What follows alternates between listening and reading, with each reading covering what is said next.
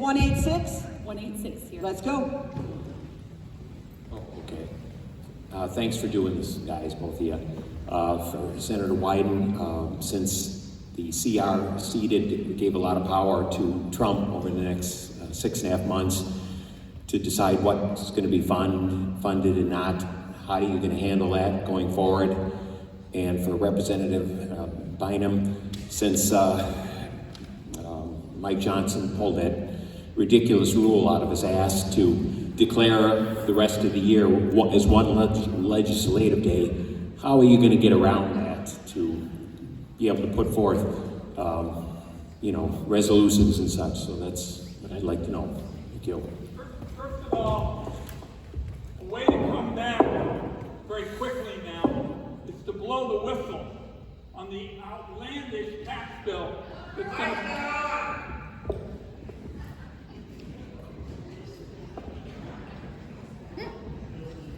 Working. All my senior citizen days, I remember Mike's not working, and somebody in the back says, I can't hear, and somebody in the front says, trade places with you. Here's the answer I give to your very good question. Because we've got to move with urgency, we need a mobilization in both the Senate and the House to block this deeply flawed tax bill that they want to ram through the United States Congress. Make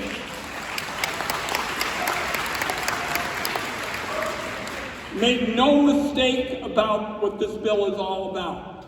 It's got a simple narrative.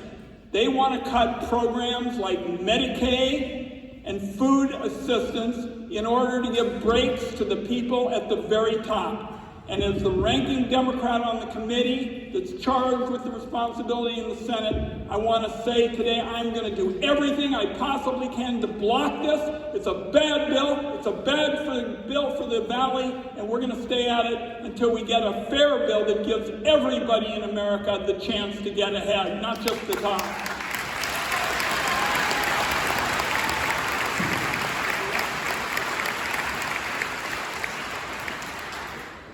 So as I mentioned, they have a new bag of tricks like every single day. I've never seen this many procedural tricks.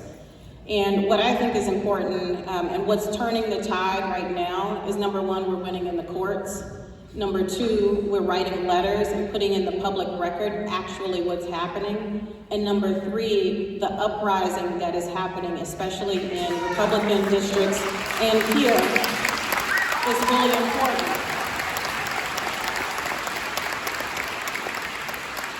So everybody, the big thing is how many people you had at your town hall, and they're like, I had 10,000, I had 2,000. Coming out to these town halls gives us more power to fight back and say no. So that's what we're doing with Mike Johnson.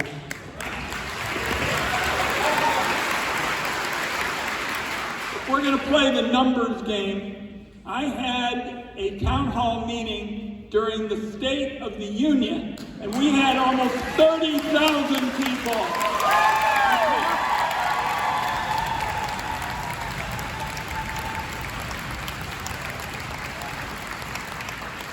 And the other area that the Congresswoman and I are all in on, and it's enormously important to the Valley, is we have got to stop this incredibly destructive Trump tax, which are these tariffs.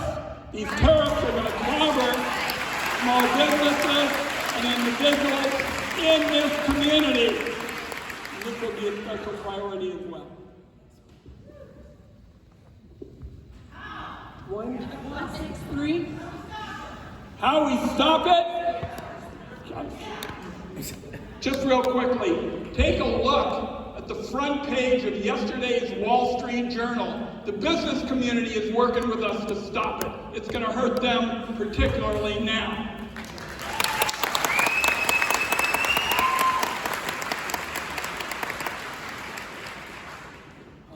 Good afternoon. This question is for Ms. Bynum. My name is Lee Halliburton. I'm a recovering Democrat.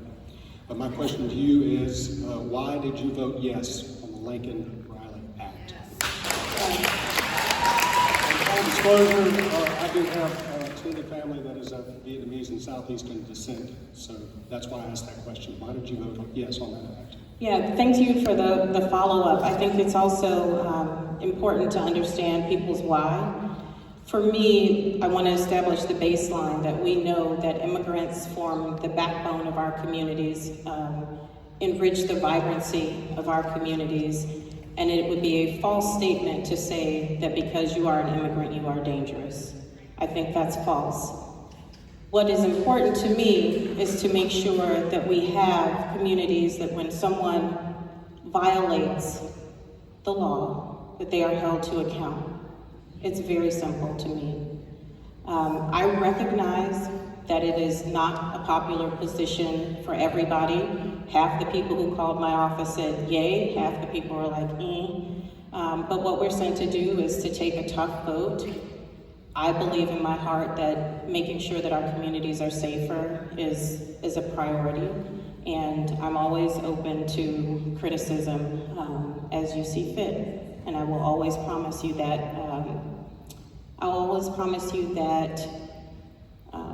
that space to do that, because I think that's what makes you stronger, and makes me stronger.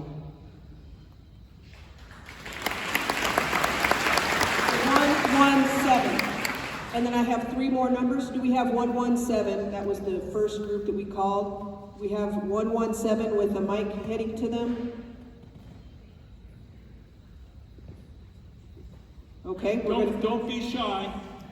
They won't. We're going to then go to three others, starting with 231, and then 370 and 271. So I need number 231. Please flag down a staffer with a microphone.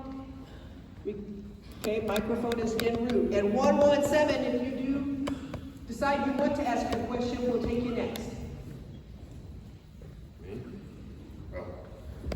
Oh yes, my name's Philip. I come from Waterloo, a little bit south of Lebanon. I see that y'all have a lot of social media reach out. The town halls are wonderful and so forth. Are there any other plans for you to communicate what you're doing on a regular basis besides just emails or social media? Seems to me I saw a lot of ads on just streaming services during the election. Just like to know what you have working in that direction. So the funny thing is, Monday I was flying to DC, and I recognize it's not hard to figure out who I am. I always think I'm like incognito, but I'm not. And so the lady next to me, the whole ride, it's like a 5-hour trip. The whole ride, like I'm, tucked against the window, blanket and everything. And then she like nudges me and she was like, I've sat here this whole flight and I can't hold it anymore. She's like, you're Janelle Bynum, aren't you? I just got on my phone the announcement for your town hall. Is this really you? I was like, yeah. So we're doing that. We're making sure, and how many of you got the message on your phones? Okay, so that was fairly effective. So we have a newsletter. You can sign up for that. You should have received information about that. I volunteered to go on more radio, talk radio, even Lars Larson. Like, I'm not afraid of anybody or anything. And I think that this discourse is really, really, really, really, really, really, really, really, really helpful. It is time for us to get out of our shell, to walk into places that we might feel at once they might have been hostile, but if it's a hard fight, I'm your girl. So radio, you should be receiving notifications through your phone. You should be receiving notifications on social media. We have the newsletter, and anything else you can think of. There's also a comment card, and you can fill that out. So wherever you think I should be.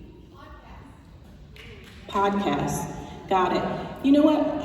Can I for a second? I don't want to talk a whole lot because I want to make sure that everybody gets a chance. I did this one podcast, Love It or Leave It. Is that right? I did not know who the gentleman was. I had no idea. And that was kind of like because it just wasn't my space, right? Like, I'm a mom of 4, like I know where all of the basketball gyms are, I know where all the soccer fields are. That's my life, right? And so one thing you need to know about your elected representatives is that they have their own cadence and rhythm to their lives. And what you bring is the opportunity to tell them, hey, look over here. And I did not know that that was a very popular podcast. The guy was acting important. I didn't know he was important. So we had a really good conversation. So if you have the comment card or if you see it on the way out and you think there's some place I should be specific about the podcast, and I'll ask my team to do it, and I'm happy to do it. It's such an important question, because what we really need to do in communications is flood the zone. We need to be everywhere. That means old legacy media. It means new media. My 12-year-old daughter told me a week or so ago, she said she had decided what she was going to do when she grows up. I said, sweetheart, I'm interested. She says, I'm going to be a social media influencer. Oh, no. And the point is, we need to be everywhere. And the other point is, the Congresswoman and I are both conveying with our answers the urgency of doing all of this. This was a very hard vote last week. And the reason we cast it is that we felt that there's urgency if somebody tries to bully the people of Oregon. That's what it was about. And we said, look, we're going to work in a bipartisan way, but we're not going to sit around if somebody stomps all over the Constitution. So this is urgent, urgent times, folks. And both of us can get some flack sometimes for doing too much to work together. You can't do too much now, because these are crucial times. And when we come back, for example, I'm going to introduce a major bill because I'm worried that your privacy is going out the window to these Doge people. We're not going to let it happen.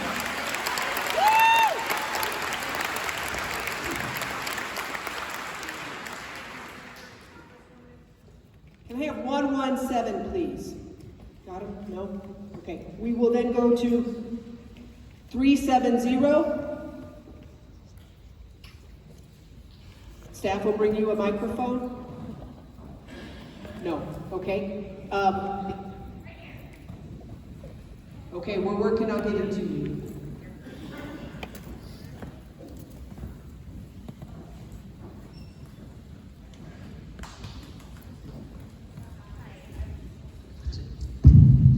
I'm sorry if my voice shakes. I have a lot of anxiety. I am a mom of 3, grade schooler, middle schooler, and a graduating senior at South Albany.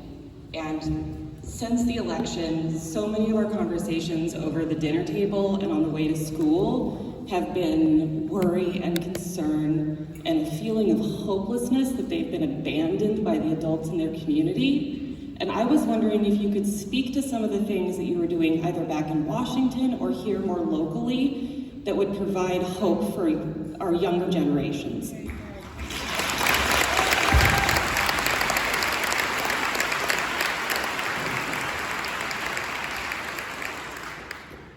Number one, I always tell my constituents, take a break from TV, radio, media at some point during your day.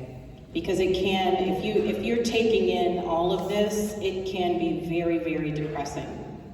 But know that in this representative, you have an optimist. And you have to be an optimist to do this work. So let me tell you, number one, this too shall pass. Number two, we're fighting like hell. And number three, everything is going to be okay.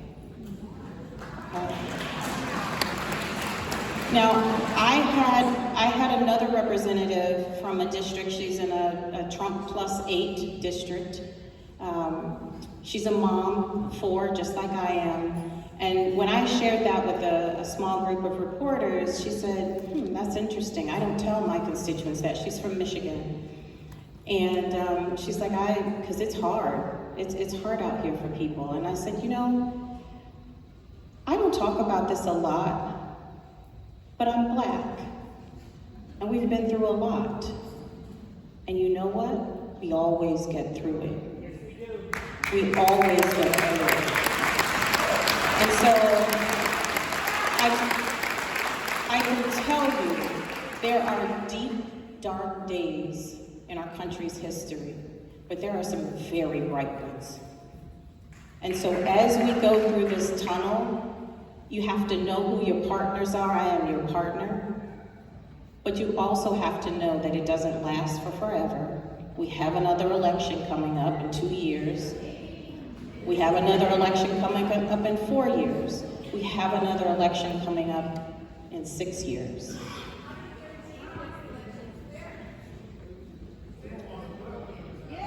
So the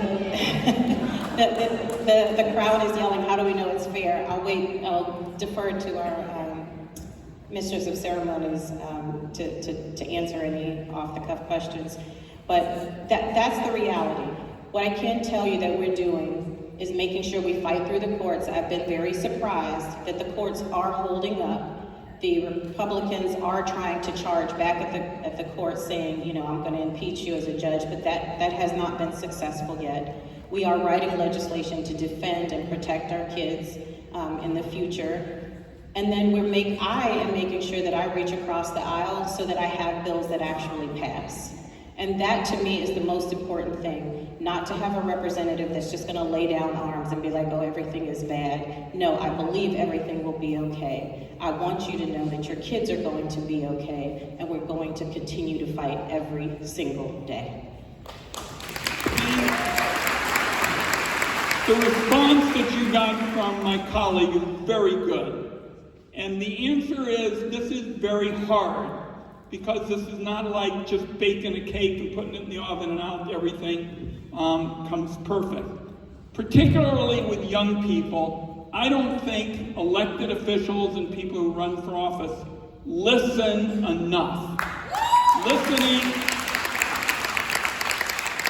I actually have written a book here recently called It Takes Chutzpah, which is the Yiddish word for grit. And it really takes some chutzpah to listen, particularly to young people who may have a number of issues. They may ask you about choice, a woman's right to choose. They may ask you about clean energy. I think as much as anything, and I agree with the Congresswoman's answer, they want to feel like their voice matters. My staff feels that I've invited every young person over the age of 16 to be an intern in the office, which is going to create something of a traffic jam if you come by, and if it goes through. But the point really is, this is what we have to do, because I feel particularly that I've been so lucky to represent Oregon in the United States Congress. One of the things that's a priority for me is bringing more young people into it. Let's get going.